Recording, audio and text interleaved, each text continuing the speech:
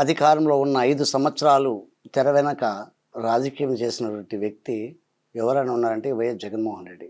రాష్ట్ర ప్రజలు ఇతను చేసిన నిర్వహణకు 11 సీట్లకే పరిమితమై ఒక మూలను కూర్చోబెట్టిన తర్వాత ఇతనికి ఏమి చేయాలనో, ఏమి మాట్లాడాలనో, ఏ విధంగా మళ్ళీ ప్రజలను మభ్యపెట్టి డైవర్షన్ పాలిటిక్స్ను ఏ విధంగా చేయాలనేటువంటి ఒక ఆలోచనతో ఈ మధ్యకాలంలో మీడియా ముందుకు వచ్చి కూటమి ప్రభుత్వం కక్ష సాధింపులు, ముఖ్యంగా చంద్రబాబు నాయుడు గారు కక్షపూర్తి సాధింపులతో ప్రతిపక్ష నాయకులపై అక్రమ కేసులు బనాయిస్తున్నాడు అనేటువంటి ఒక మాట. జగన్మోహన్ రెడ్డి, నీకు అక్రమన్నా నీచమన్నా అనేటువంటి పాయింట్ మాట్లాడే అర్హత నీకుందా జగన్? ఎందుకు నువ్వు మళ్ళీ డైవర్స్ పాలిటిక్స్ మొదలు పెడుతున్నావు? మళ్ళా మనం అధికారంలోకి వస్తున్నాం, తొందరలో అధికారంలోకి వస్తున్నాం. అప్పుడు వీళ్ళందరినీ వేరి కేసులు పెట్టేస్తాం, లోపల పంపిస్తాం. జగన్, ఆ రోజుల్లో మీ తండ్రి గారి చనిపోయిన రోజు ఆ శవాన్ని కూడా వెతుక్కోకుండా, నీకు సీఎం కుర్చీ కోసం ఆ శవాన్ని కూడా వెతుక్కోకుండా సంతకాల సేకరణ చేసే రోజు ఈ రాష్ట్ర ప్రజలు గుర్తించలే. మరి ముఖ్యంగా నీవు అధికారంలోకి కోసం నీ పినతండ్రైన వైఎస్ వివేకానంద రెడ్డి గారిని గొడ్డలతో నరికించి సంపించి అపనిందను ఆనాటి నారా చంద్రబాబు నాయుడు పేరు మీద నారాసుర చరిత్రని నువ్వు పెద్ద నీ సాక్షి పేపర్లు ఇచ్చిన పొద్దు ఆ రోజు కూడా ఈ రాష్ట్ర ప్రజలకు అర్థం కావడం లేదు. నీకు అధికారం ఇచ్చిన తర్వాత నీకు అధికార దాహంతో నీకున్నటువంటి అహంకారంతో ఈ రాష్ట్ర ప్రజలను, రాష్ట్రాన్ని సర్వనాశనం చేసి ఏ ప్రజలైతే ఎస్సీ, ఎస్టీ, బీసీ మైనార్టీలు అయితే నీకు పట్టణం కట్టినారు వాళ్ళందరినీ కూడా నిర్దాక్ష్యంగా కులాలకు మతాలకు అతీతంగా నీ అధికారం కోసం నీవు నీ బినామీలు రక్త చరిత్రగా సృష్టించారు చూడు. ఆ రోజు కూడా సక్రమంగా ఈ ప్రజలకు అర్థం కావడంలే.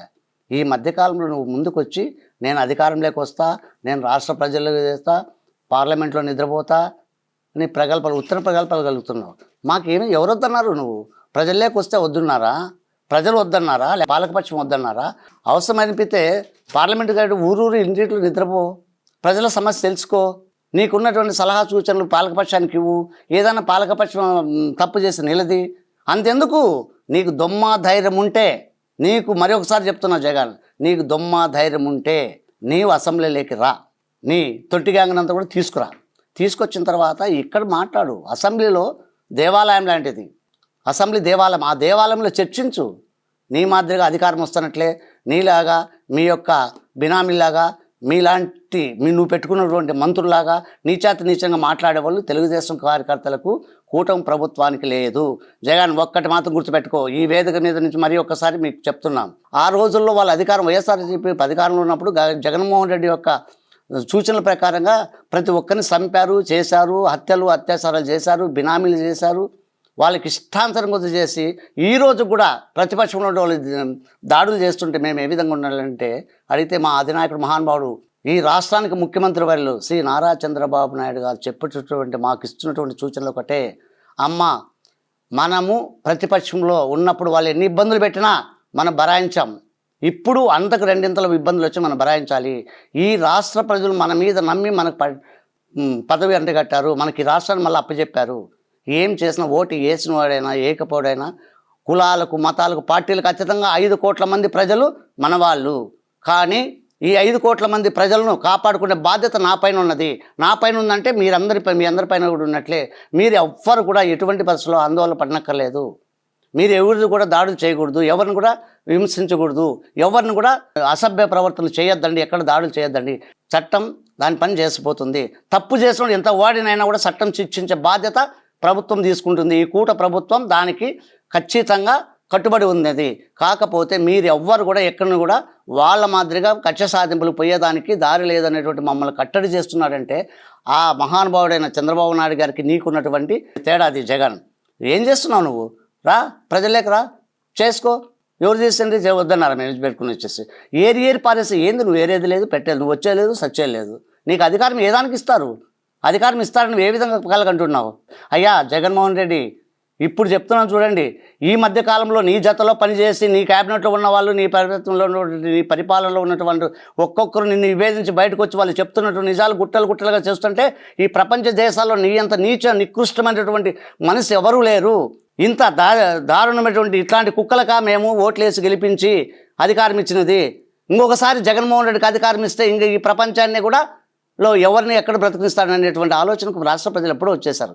నీ పగటి కళ్ళు కనద్దు, నీ డైరెక్షన్ పాలచకం చేసినా, నువ్వు ఎన్ని ఇదులు చేసినా, ఎన్ని పోయినటువంటి వచ్చేసి ఎక్కడ లాస్ట్కు మీ బినామీలు ఒక్కొక్క 6 కోట్లు 600 కోట్లు 700 కోట్లు 1000 కోట్లు ఇది ప్రకారం బయటపడుతుంటే ఏ స్కీములు ఏ ఇదులు పేకుండా కనీసం మీరు చేసినట్టు ఖర్చు సాధింపులు ఎంత ఇది ప్రకారం చేసుకున్నకి.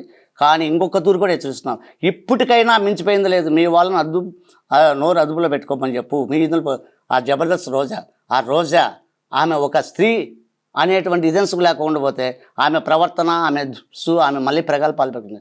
అమ్మ రోజా గారు, నీకు కావచ్చు, మీ అధినాయకుని కావచ్చు, మీ యొక్క బినామీలకు కావచ్చు, ఇది అంతం కాదు, ఆరంభం మాత్రమే. మిమ్మల్ని అనుకుండొచ్చు, రాష్ట్రంలో ఉన్నటువంటి తెలుగుదేశం కార్యకర్తలు మీ అంతు చూడాలంటే 1 గంట టైం చాలు. కానీ మా అధినాయకుడు ఆ విధంగా స్వేచ్ఛ ఇవ్వలేదు మాకు.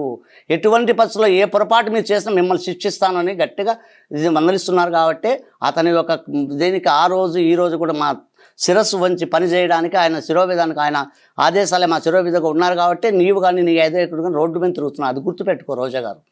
ఏం చేస్తున్నావు రోజా నువ్వు? ఏదేమన్నా జబర్దస్త్ సినిమా అనుకుంటావా, లేకుంటే ఏమన్నా డూబెక్స్ అనుకుంటున్నావా? ఇప్పటికైనా ఇది పెట్టుకుని వచ్చేసి నీ జగనన్నను పొగుడుకో. ఎవరొద్దన్నారు? ఇప్పుడు నువ్వు చంద్రబాబు నాయుడు గురించి, ముఖ్యమంత్రి గారి గురించి, తర్వాత కూట ప్రభుత్వం గురించి మాట్లాడేంత హక్కు అర్హత నీకు నీ జగన్ రెడ్డికి ఉంది అనుకున్నావు రోజా? ఇప్పటికైనా ఈ రాష్ట్రంలో ఉన్నటువంటి ప్రజల తరపున, తెలుగుదేశం పార్టీ యొక్క కార్యకర్తల పైన మిమ్మల్ని హెచ్చరిస్తున్నాం. మీరు ఏది చేయాలన్నా ఏది పోలన్నా ప్రజల్లోకి రాండి, ప్రజల పరిపాలన చూడండి, విధించండి, అసెంబ్లీలోకి రండి, అసెంబ్లీలో పాల్గొనండి, అసెంబ్లీలో చర్చించండి.